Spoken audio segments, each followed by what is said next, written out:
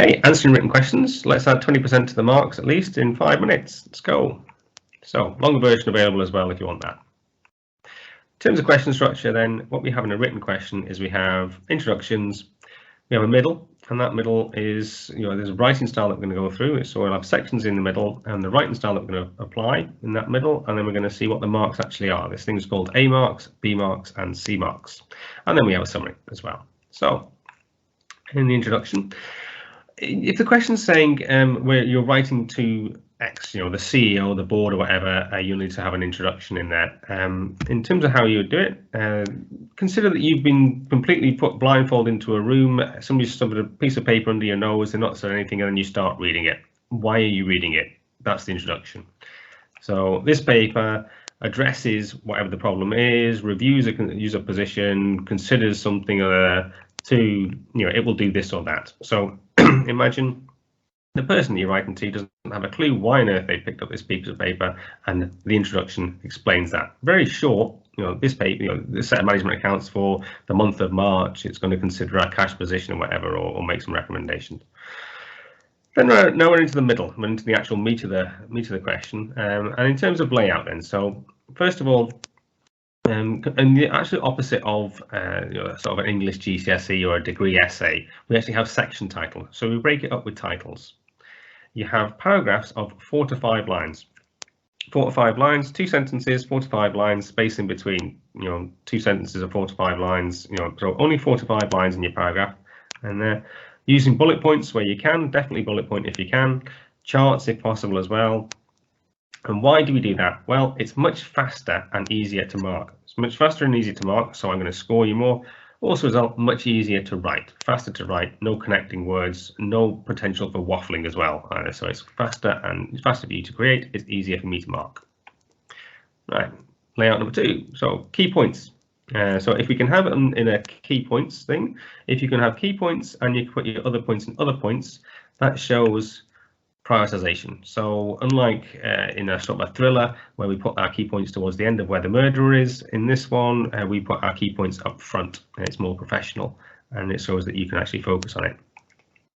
Right, now let's get into our content and what we actually write. Well, each section is an area. Each section is an area in our question, and it's made up of A marks, statements of the obvious, B marks, a theory about the area being considered, and C marks, which are professional extensions. So on this means X or Y, or on the basis of this information, the upside and downsides of these decisions. On balance, we should do this. So it's a professional extension. And we'll see an example. I'll give you an worked example of this in a second, really. So you've got these ones here. You don't write all the A marks, and then all the B marks, then all the C marks. It's a little section, hopefully with our section title above, and we'll have them your A's, B's, and C's, which will close down the whole of the position. Doesn't go in A, B, C order. We'll see how they go in order in a minute. So let's go on an example. Let's say we're going to consider direct materials price variance. There's our section title in here. So the direct materials price variance is going to measure the difference between the actual price we paid for the materials we use to manufacture it and the budgeted price. Okay, so theory, B mark. We can use it to consider how well we sourced our materials and the general changes in prices, from expectations. Again, another B mark in there though for theory. So we've banged in 2 B marks. We've done a calculation. So the adverse variance here, the variance is adverse 150,000. Okay, there's the calculation. There's our A mark. Now, professional expansion.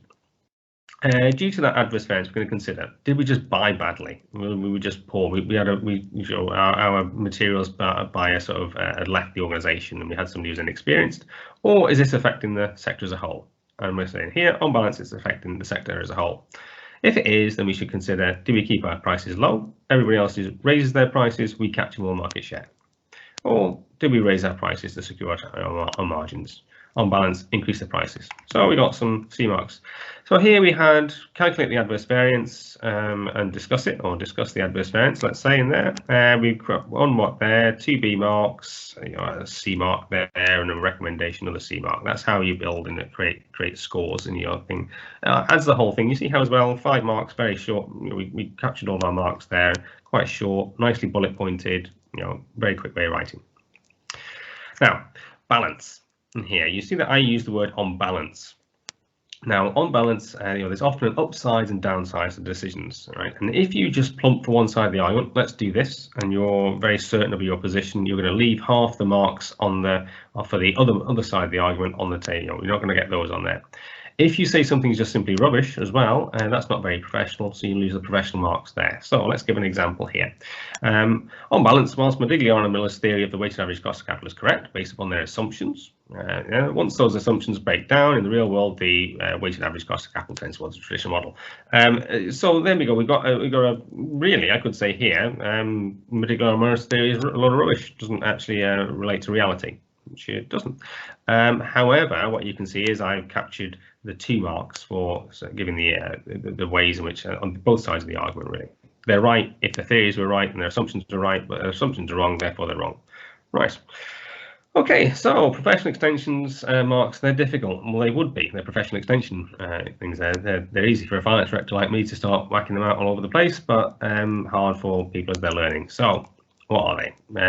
Risk versus reward. So securing margins versus securing market share. Liquidity versus risk. How liquid the assets are versus how much we're sort of going to have a risk on. Let's have a building rather than cash. How we're going to improve the weighted average cost of capital. These kind of things. Any kind of threats to our ethics. Those are professional extension ones. Advocacy risk. That's a definite professional extension mark. The independence, all the rest of them. So those are all how they work. So the key way to learn those ones is when you're studying, now you've got this A, B and C mark going on, then you can always consider, well, what are the C marks? What's the professional extension that comes out of what I've just been told? Okay. Have a good argument with yourself. Right. How to plan a written question. Okay, so you don't, people sort of will tell you plan your questions before you start writing, but people go along and they just write scribbly notes on a piece of paper. That's not how you do it. You have a grid and you have an upside and a downside for your balance. In here, you have your A, B and C marks on the upside and the downside, and you just put your little points into here as we're going along. So here we have, I'm sort of saying, right, okay, direct materials theory. I've got my variance, adverse variance, got some more in theory in there. Are we going to increase our price? Are we going to increase our market share? And on balance, I'm going to go for that. Okay, right. So by the time I've got to the end of the question, I've got a nice little grid that's been filled out in there rather than a scrabbly load of notes on the piece of paper and then start writing. Does that mean that everything's going to be there when you do it? No, it's only 20% of the time that you've used up for your planning grid, and you're going to add to it as you're going to go along, but it will make sure that you have much better structure, because what you're then going to do down the left-hand side is order your points, either key points and 1, 2, 3, whatever order you're going to do. You're not going to get the same order that it should be written out in as what you got in the question.